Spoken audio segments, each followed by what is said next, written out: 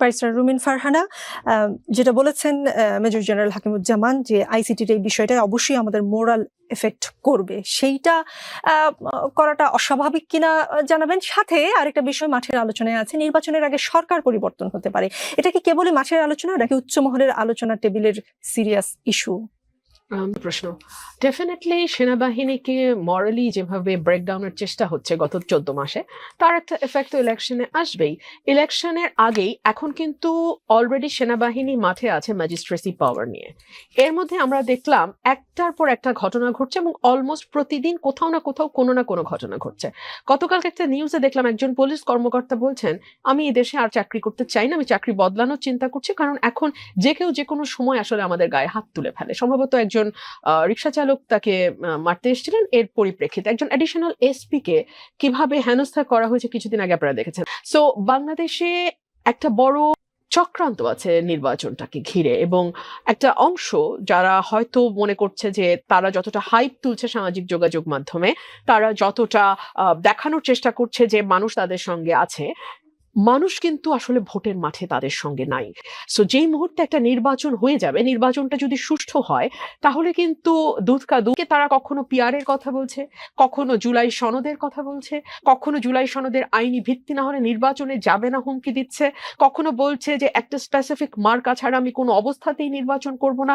অর্থাৎ সকল কিছু কেন জানি নির্বাচনকে ঘিরেই, ঠিক যেটা আমি আগের সেগমেন্টে বলছিলাম যে আমরা যারা অবিরত নির্বাচনের কথা বলে গেছি, সেটা যে যেই সেক্টর থেকে বলুক, আমি হয়তো রাজনীতির সেক্টর থেকে বলেছে, আরেকজন হয়তো আর্মি সেক্টর থেকে বলেছে, তাকে একইভাবে একই কায়দায় ম্যাচ একটা গ্রুপ।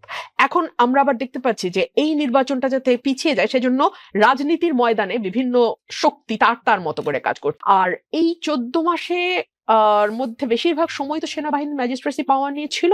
সো সাধারণ মানুষের কাছে কিন্তু বিষয়টা এখন অনেকটাই অভ্যস্ততায় পরিণত হয়েছে। সো একসময় সেনাবাহিনীর পোশাক পরা দুজনকে মাঠে দেখলেই মানুষ যেরকম একেবারে সোজা হয়ে হাঁটা শুরু করতো, সেই অবস্থা এখন আর নাই। আর তারপরে তো এর পেছনে যারা নির্বাচন ঘিরে ষড়যন্ত্র করছে, তাদের নানান রকম নকশা আছে। আমি যেটা বলছিলাম যে নানান ভাবে সামাজিক যোগাযোগ মাধ্যমে মেলাইন করা, যাতা কথা বলা, যে কোনো সময় লোক ডাক দেয়া, এই কু হচ্ছে এই আওয়াজ তোলা, এটা চাই তার অনেকগুলো কারণ আছে। আমি এই সরকারকে শুরু থেকেই একটি বিশেষ রাজনৈতিক দলের প্রতি অনেক বেশি ঝুঁকে থাকতে দেখেছি। আমি উদাহরণ দিতে পারবো, অসংখ্যবার দিয়েছি, আপনি যদি চান আমি আবারও সেই উদাহরণগুলো দেবো। তার নিয়োগকর্তা বলা থেকে শুরু করে মাস্টার মাইন্ড বলা থেকে শুরু করে বাংলাদেশের প্রধানমন্ত্রী দেখতে চাই, দুই তরফে বলা। আপনি আরেকটি টকশোতে এই কথা বলেছিলেন এবং তখন উপস্থাপক আপনাকে যেটা বলেছে যে তিনি দেখতে পান লন্ডনে গিয়ে যখন প্রধান উপদেষ্টা বৈঠক করেছেন, তারপর থেকে আপনাদের দলের সাথে ঘনিষ্ঠতা বেশি দেখা যায়। আমি বলেছিলাম যে তাহলে বৃত্তটি পুরোপুরি পূর্ণ হয়, মানে একদল মনে করছে তিনি ওই দলের প্রতি টিল্টেড, ওই দল মনে করছে তিনি এই দলের প্রতি টিল্টেড। তার মানে মাঠে ক্রিয়াশীল কোন রাজনৈতিক দলই এই সরকারকে বিশ্বাস করে না। প্রত্যেকেই মনে করে 25 বছর 50 বছরের খায়েশ ছাড়া জাস্ট একটা নির্বাচন দিবে, 3 মাস থাকবে, নির্বাচন দিবে, নির্বাচন দিয়ে চলে